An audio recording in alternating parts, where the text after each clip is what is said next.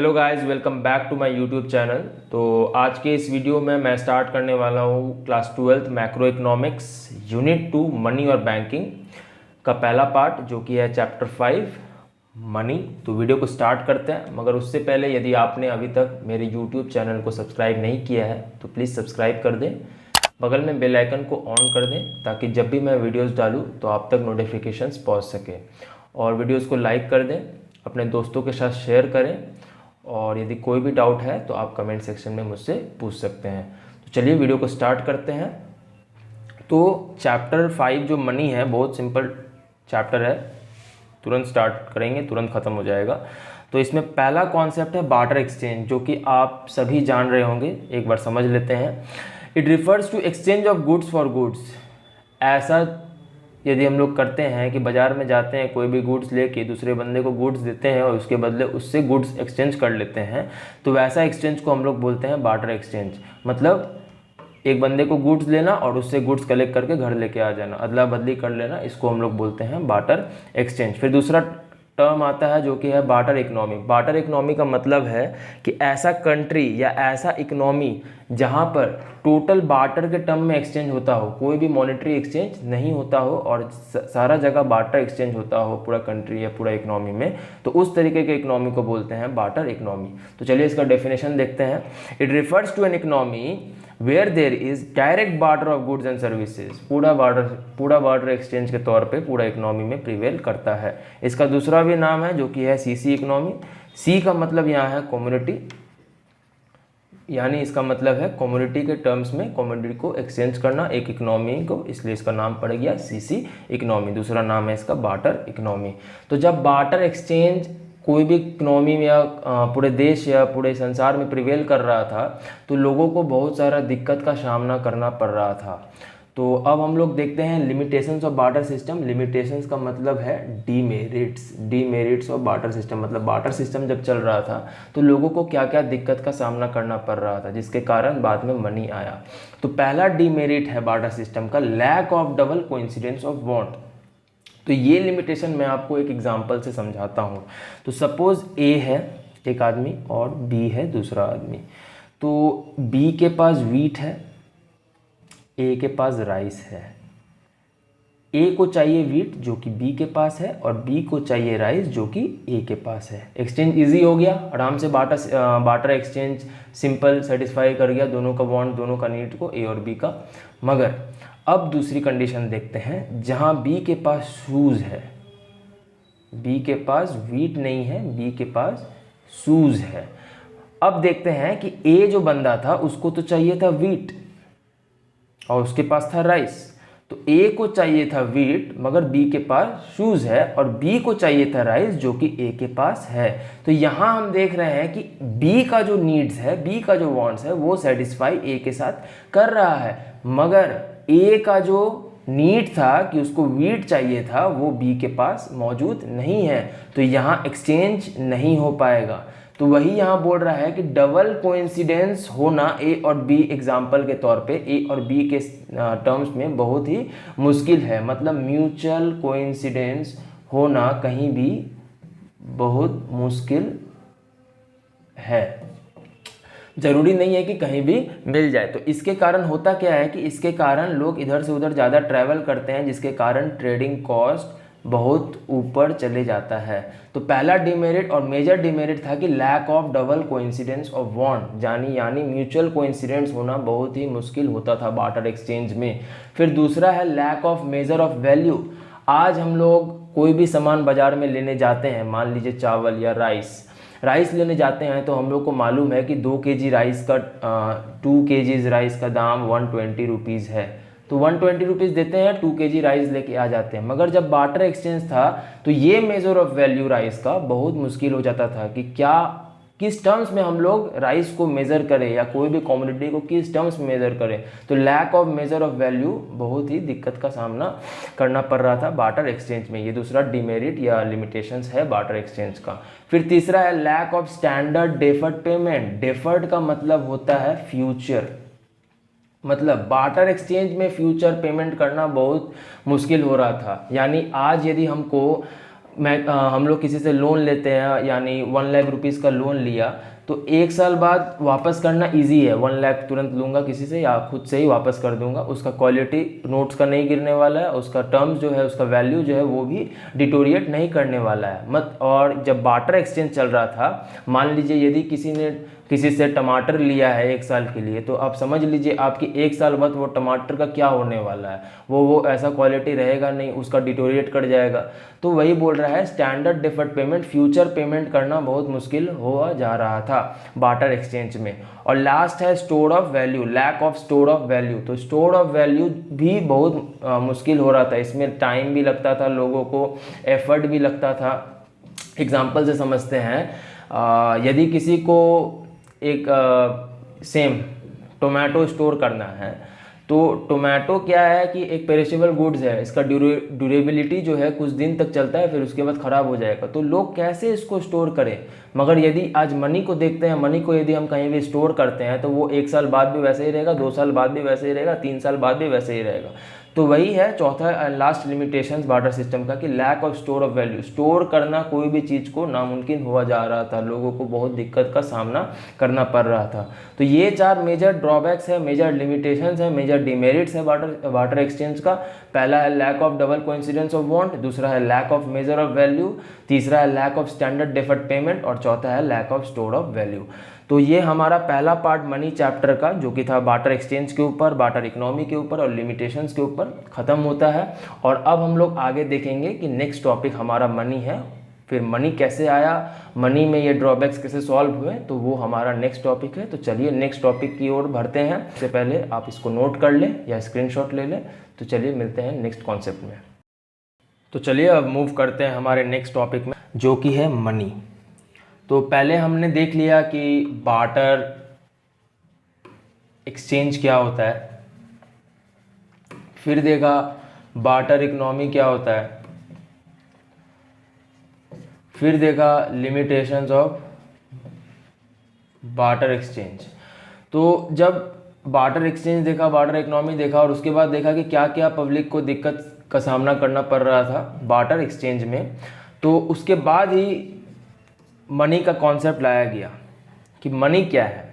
Money का concept जब public face कर रहे थे लिमिटेशंस, दिक्कत बार्टर एक्सचेंज में, तो उसके बाद मनी का कॉन्सेप्ट लाया गया। मनी क्या है? Money is anything which is generally accepted as medium of exchange, store of value, measure of value and standard deferred payment. जो भी लिमिटेशंस था बार्टर एक्सचेंज का पहले जो प्रिवेल कर रहा था, उसको मनी ला के सारा ही दिक्कत को दूर कर दिया गया। क्योंकि मनी एक यूनिफॉर्म एक्सचेंज है, उससे कोई भी चीज़ को सिंपली एक्सचेंज कर सकते हैं, कोई दिक्कत का सामना नहीं करना पड़ेगा। स्टोर ऑफ वैल्यू है, कभी भी स्टोर कर सकते हैं, वो 1 साल बाद भी वो ख़राब नहीं होता है, 2 साल बाद भी वो ख़राब नहीं होगा।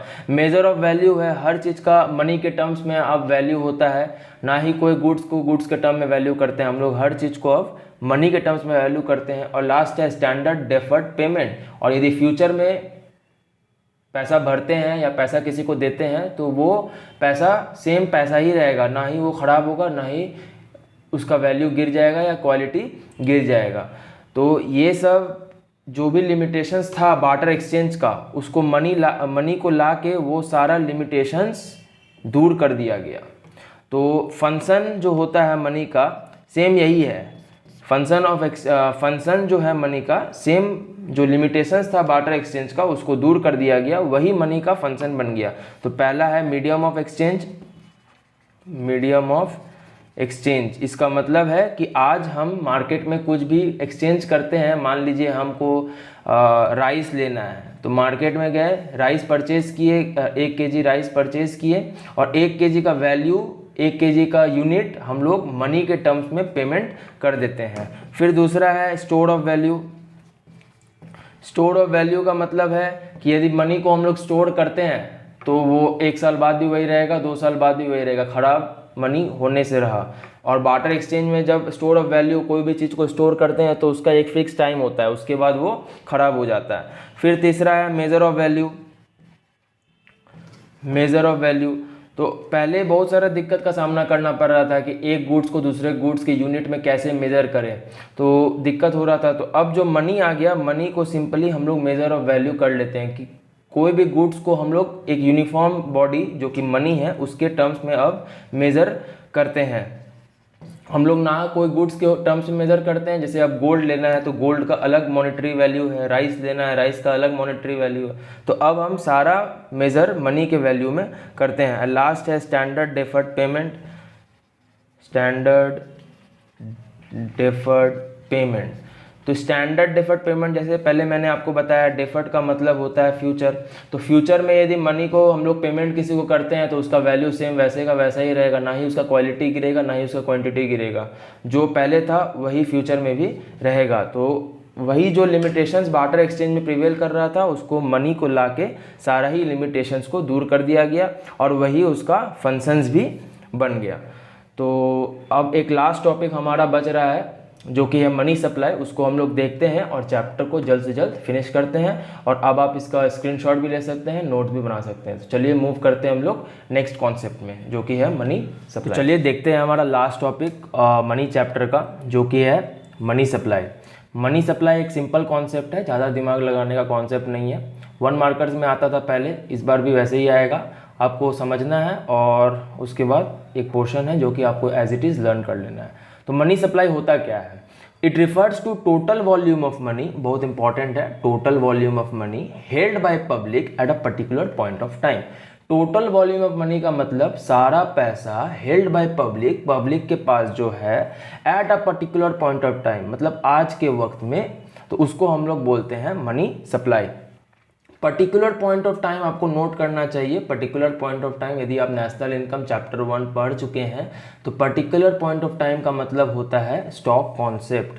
तो हमारा मनी सप्लाई आपको पूछा जा सकता है कैसा कॉन्सेप्ट है, तो आपको लिखना होगा स्टॉक कॉन्सेप्ट, काहे कि ये मेजर किया जाता है eight a particular point of time. तो मनी सप्लाई का कुछ मेजर्स है जिससे मनी सप्लाई मेजर किया जाता है। तो इसको बांटा गया है 4 कंपोनेंट्स में जो कि है M1, M2, M3 और M4। इसमें बहुत सारा इसके अंदर दिया गया है, इसको आपको एज इट इज़ लर्न कर लेना है, ज़्यादा समझने का कॉन्सेप्ट इसमें नहीं है। इसमें आपको पूछा जाएगा M1 का कंपोनेंट्स क्या है, M2 का क्या है, M3 का क्या है, M4 का क्या है। इसको बांटा गया है लिक्विडिटी के टर्म्स में, लिक्विडिटी के टर्म्स में, यानी M1 जो है वो ज़्यादा लिक्विडिटी है, M2 से M2 ज़्यादा लिक्विडिटी, M3 से M4 लीस्ट लिक्विड है। तो आपको पूछा जाएगा which is the most liquidity money measure of money supply, तो आपको लिखना होगा M1 मोस्ट लिक्विडिटी, आप नोट कर सकते हैं। और आपको पूछा जाएगा लीस्ट, तो आपको लिखना होगा M4। तो चलिए देखते हैं M1 के अंदर क्या है। M1 के अंदर है आपका currency and coins held by public, public के पास जो भी करेंसी है, कॉइन्स है, वो आता है, plus demand deposit with commercial bank, CV note कर ले, मैं शॉर्ट में लिखा हूँ, मेरे पास जगह नहीं था। CV का मतलब कॉमर्शियल बैंक, डिमांड डिपॉजिट का मतलब सेविंग अकाउंट का डिपॉजिट हो सकता है या करेंट अकाउंट का डिपॉजिट, जो भी कॉमर्शियल बैंक के पास है वो M1 में आएगा। Plus other deposit with RBI, RBI के पास जो भी डिपॉजिट रहता है, मान लीजिए वर्ल्ड बैंक का पैसा हो गया या फिर IMF का पैसा, गवर्नमेंट का पैसा, तो ये सब अदर डिपॉजिट विद RBI आता है। ये मोस्ट लिक्विड है, फिर से मैं बता देता हूँ M1, और इसका कंपोनेंट्स आप नोट कर सकते हैं। फिर आता है M2 जो कि है M1 plus saving deposit with post office saving bank. ये M1 में सेविंग डिपॉजिट क्यों नहीं रहा गया पोस्ट ऑफिस वाला, क्योंकि इसमें आपको चेक फैसिलिटी नहीं दिया जाता है, इसलिए ये थोड़ा सा कम लिक्विड है, इसलिए M2 में डाला गया है। आप नोट कर लीजिए, M2 का मतलब M1 plus saving deposit with post office saving bank. फिर आता है M3 M1 M2 से कम लिक्विड है, इसमें M1 plus net time deposit with bank, net time का मतलब होता है FD, जो कि और भी कम लिक्विड हो जाता है, तो इसलिए ये M3 के अंदर डाला गया। फिर लास्ट है आपका M4 जो कि है लीस्ट लिक्विड, इसमें आता है M3 plus total deposit with post office saving bank, जितना भी डिपॉजिट है पोस्ट ऑफिस सेविंग बैंक में वो सब M4 के अंदर आता है। तो measures of money supply as it is of M1, M2, M3 और M4 लर्न कर लीजिए, और मनी सप्लाई का कॉन्सेप्ट मैंने आपको समझा दिया है। और ध्यान रखिए ये एक पर्टिकुलर पॉइंट ऑफ टाइम में मेजर किया जाता है, इसलिए ये एक स्टॉक कॉन्सेप्ट है। तो चलिए आज का वीडियो यहीं एंड करते हैं। तो आपका चैप्टर 5 मनी मैक्रो इकोनॉमिक्स पूरा कंप्लीट हो जाता है ये टॉपिक ख़त्म करने के साथ।